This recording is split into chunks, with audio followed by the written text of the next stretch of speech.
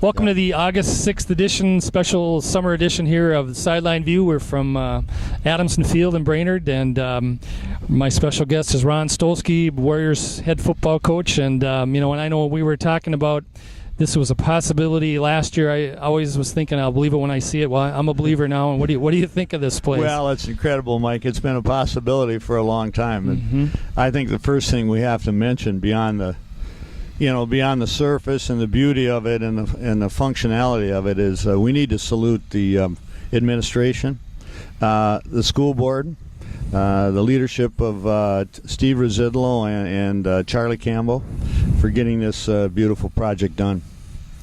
August 29th is the first game, but August 22nd you've got some festivities coming up for football, and there's a girls soccer game actually and boys soccer before that. But sure. You have a 7-on-7 alumni and then inter-squad. What we're going to do is we're going to, at least football-wise, we're going to kind of officially open this field for football with by inviting our alumni back. We'll see how it goes, because it's difficult to get the word out. Although social media is good, but a lot of our alumni, are in distant places. But my thought is, I really wanted the former players to be the first ones on this field because of the tradition and our heritage. And back in '75, a lot of these players who are responding, they remember practicing out at the state hospital. And then also practicing, we had a little wedge. The next year we had a little wedge behind the tennis courts and sharing those stories among each other. But I wanted them here first. And hopefully we'll get a good turnout for that 7-on-7. Some of the former players are trying to put it together.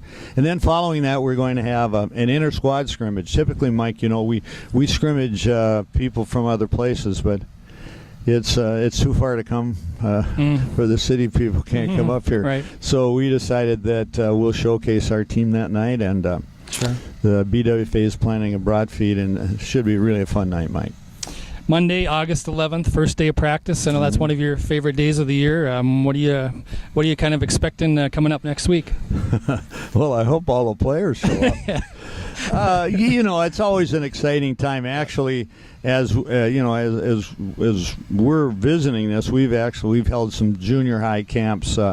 Just 3 nights of them. Tonight will be the third night for 6th through 8th graders, and a lot of our staff have been out there at Forest View with the younger kids. And football is always an exciting time. It feels like it's not in the air, but it comes really fast. Yep. And we always look at the thing, Mike, and we've visited before about this. Every team develops its own personality. And I think that's what I personally look forward to most, but as importantly, our staff does. And so do the kids. So I know there will be a lot of eager faces, and they won't all be the kids. They'll be us too. Coming off a 12-1 season, a state runner-up finish, the best season in program history, and got to replace some key seniors, obviously. But kind of what do you just kind of see of a general overall outlook, even though practice hasn't started yet? Well, we have a good football program. Right. We're hoping that all of the players will continue to enjoy and to play the game. You know my feeling about other influences, so I'm not going to be shy about them. We know that the football experience is more than 12-1. We had that 12-1 season last year, and the last time we were on this field with that team was the next Monday. If you recall, we played on a Saturday, lost to a good team in a great game. And that next Monday, we had what we call our last hit here, and we do it in the dark with our seniors. And I'll tell you, Mike, they don't want to leave. There's more hugs and tears, and yet the juniors and softs, they're a part of that too, and they understand that, and they were in the Dome experience, and we'll return with some football players, and more importantly, we'll return with kids that are eager to enhance and continue the football tradition we have here. Metrodome was torn down. I mean, you played the last high school game in there, which was a pretty neat thing to think about, and now the Vikings will be in there 2016. How does that kind of change the postseason once you get to the state tournament for the next year, 2 years? For the next couple of years, it's going to be a little different, although this year we'll still, the playoffs, they'll be literally at the same time, and we'll be able to play in TCF just because of the Gopher schedule. in 2015, that's going to be a little different. It's going to be more of a challenge, and I know that the league is still working on that piece. Where the finals will be played have not been decided. Okay. But there's a lot of sites now, Mike.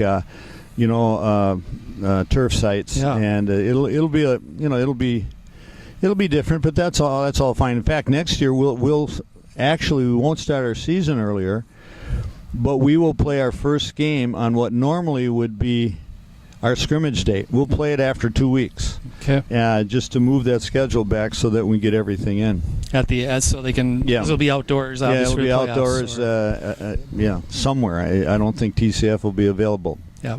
So I think it's 53rd year this year. It is. Right? Yeah. And 355 wins, which is the most of anybody.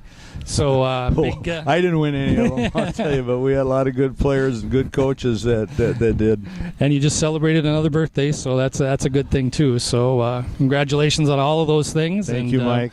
Thanks so much for joining us for this. Thanks, and, Mike. We'll be talking a lot soon, I'm sure. Well, we will, and we're anxious to see the entire facility. We've got to remind people it's not just a football facility. Yep. The entire facility to be used once the track is complete and the tennis courts, and we'll be that showcase again that we were for so long. Yep, it's going to be a great addition, and it is a great addition to this community. So, thanks for joining us. We'll talk to you soon. Thank you, Ron.